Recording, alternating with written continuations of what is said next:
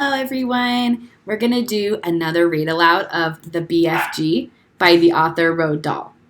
This chapter we're going to read today is super duper silly. So, while we read it, you might laugh. You might laugh a lot, because I know I laugh when I read this chapter. It's called Frobscottle and Whiz Poppers, which is already super silly name. And if I notice in the illustration, the BFG is holding a bottle in his hand.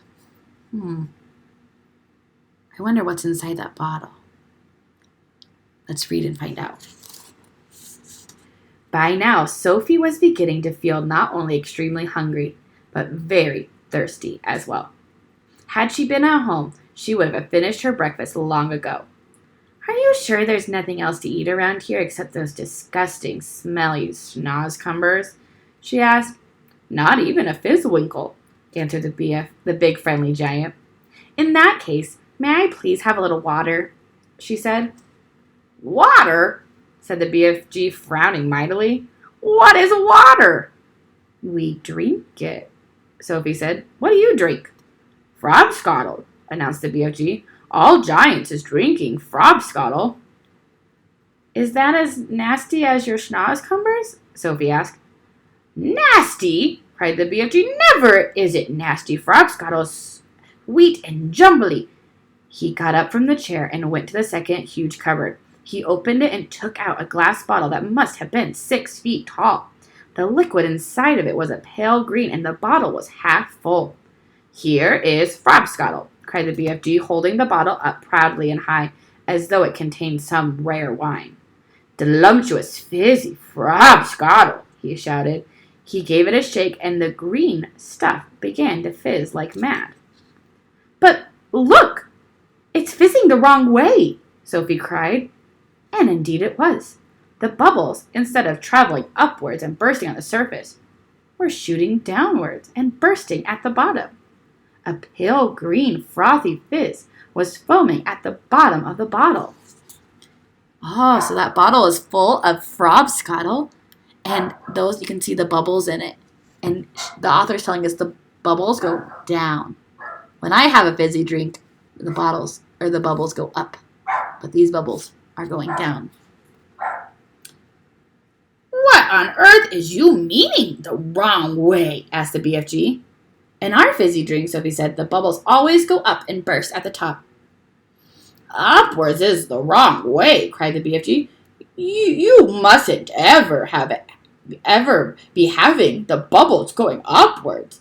That's the most flush-bunking rubbish I ever is hearing. Why do you say that? Sophie said. You is asking me why? Cried the BFG, waving the enormous bottle around as though he were conducting an orchestra. You is actually meaning to tell me you cannot see why it is the scrottiest mistake to have bubbles flying upwards instead of down? You said it was flush bunking. Now you're saying it's scrotty. Which is it? Sophie asked politely. Both, cried the BFG. It is flush bunking and scrotty mistake to let bubbles go upwards. If you can't see why, you must be as quacky as a duckhound. By Ringo, your head must be full of frog squinkers and buzzwanglers. I is frightened if I know how you can think all at all. Why shouldn't the bubbles go upwards? Sophie asked. I will explain, said the BFG, but tell me first, what is you calling your Frobscottle again? One is Coke, Sophie said, and another is Pepsi. There is lots of them. And all the bubbles is going up? They all go up, Sophie said. Catastrophe, cried the BFG. Upgoing bubbles is a catastrophe. Will you please tell me why? Sophie said. If you listen carefully, I will explain. Said the BFG, but your brain is so full of bug whiffles, I doubt you will ever understood. I'll do my best, Sophie said patiently. Very well, then. When you was drinking this cokey drink of yours, said the BFG, it goes straight down into your tummy. Is that right, or is it left? It's right, Sophie said. And the bubbles is going also into your tummy, right or left? Right again, Sophie said. And the bubbles is fizzing upwards? Of course, Sophie said. Which means, said the BFG, that they all come swiffling up your throat and out your mouth and make a bowsome belchy burp. That is often true, Sophie said, but what's wrong with a little burp now and again? It's sort of fun. Burping is feelsome, the BFG said. Us giants is never doing it. But with your drink, Sophie said. What was it you called it? Frobscobble, said the BFG. With Frobscobble, Sophie said, the bubbles in your tummy will be going downwards. And that could have a far nastier result. Why nasty? Asked the BFG, frowning. Because, Sophie said, blushing a little, if they go down instead of up, they'll be coming out somewhere else with an even louder, ruder noise. What do you think happens when the BFG drinks his Frobscobble? A whiz popper! Cried the BFG, beaming at her. Beaming is like looking so excited. Us giants is making wasp poppers all the time. Whiz popping is a sign of happiness.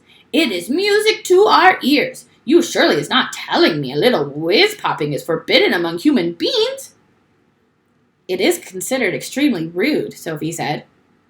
But you is whiz popping. Is you not now and again? Asked the BFG.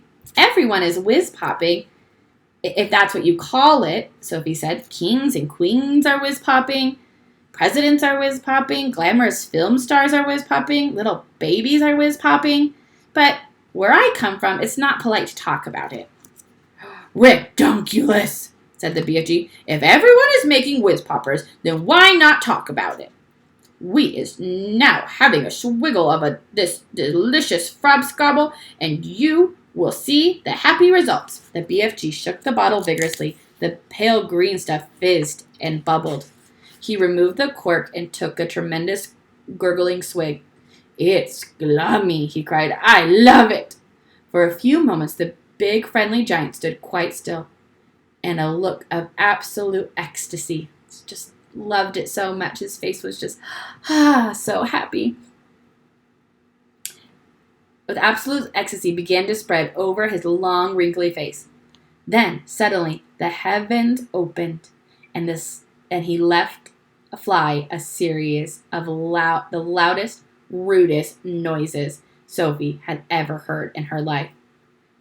They reverberated around the walls of the cave like thunder, and the glass jars rattled on the shelves.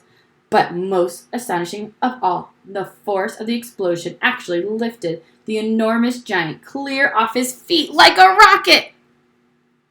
Whoa, there he goes! Whoopee! He cried when he came down to earth again.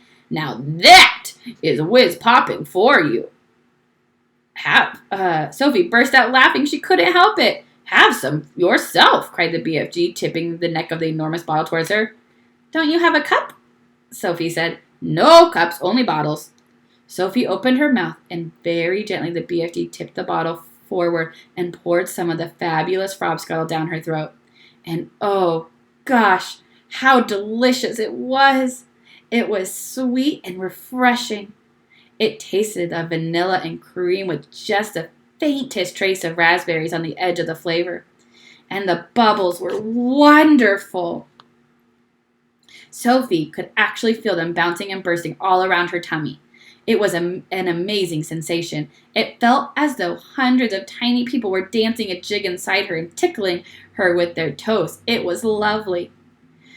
It's lovely, she cried. Just wait, said the BFG, flapping his ears. Sophie could feel the bubbles traveling lower and lower down her tummy. And then, suddenly, inevitably, the explosion came.